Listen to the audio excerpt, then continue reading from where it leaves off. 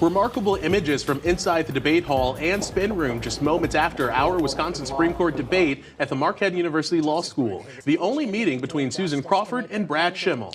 Let's break it all down. Republican strategist Bill McCoshen, Democrat Joe Zepecki join us now. Gentlemen, good to see you. Welcome back to the show. Thanks for having us. Let's just start with general thoughts, Bill, on how the debate played out and your thoughts on it.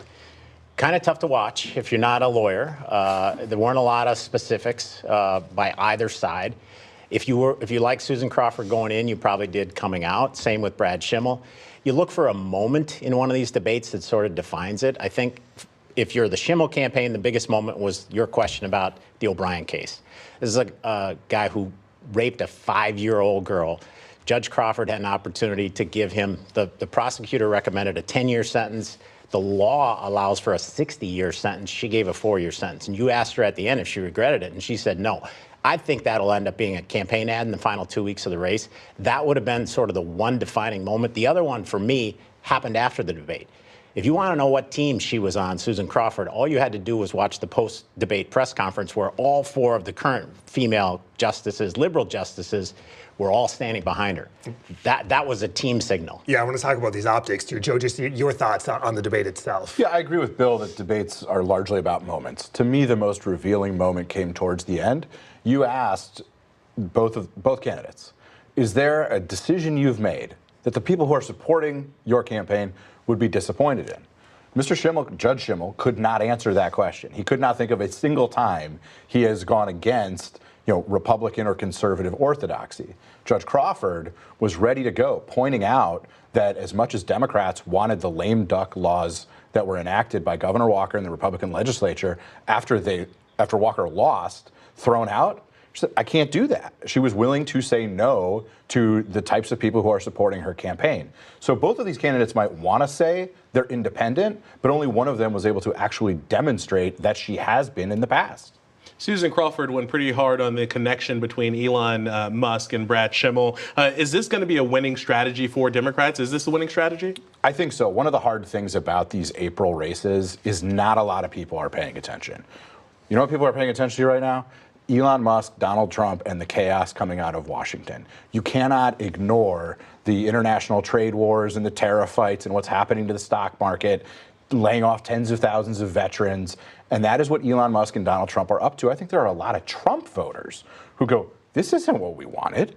We wanted things to be more affordable. We wanted the economy to work for us. They didn't vote for this chaos. And so by coming into this race the way he did, 2 days after Tesla sues the state of Wisconsin, to now say Elon Musk is like, oh, I got $10 million to buy a seat on the Supreme Court in Wisconsin, I think that nationalizes and kind of draws the lines in a way that will be to Susan Crawford's benefit. Bill, what do you make of how Judge Schimmel answered the questions about Elon Musk and even President Trump? I think he handled them well. And I would say this, there's a lot of hypocrisy when it comes to the Musk thing. Let's not forget the Democratic Party of Wisconsin put more than $10 million into Janet Protasewicz's race 2 years ago.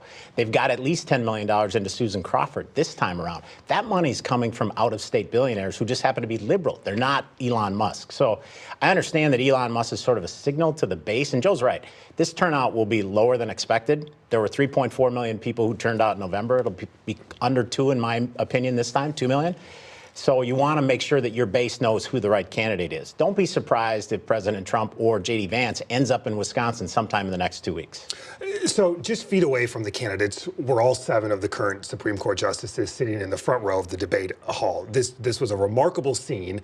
Some then went to the microphones after for both candidates.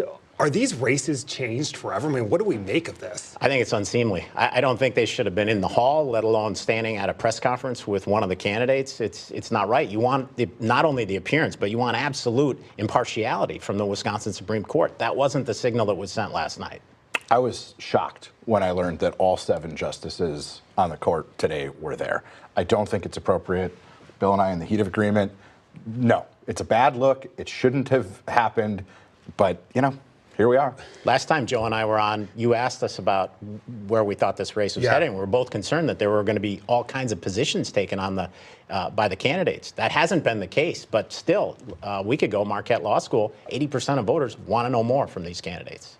We spent a lot of time talking about the money in this race and all the endorsements that have come as well. Are the candidates addressing the money in this race adequately enough? I think they're trying to walk this line between attacking their opponent for the money they're taking while defending the money that they're getting, and that's a tough place to be, or ignoring. And and really, I think the actual issues at stake are quite important. And what I appreciated about the debate, I thought you guys did a great job, is drawing people out, or drawing the candidates out on some of these issues, like the question of access to women's reproductive health care.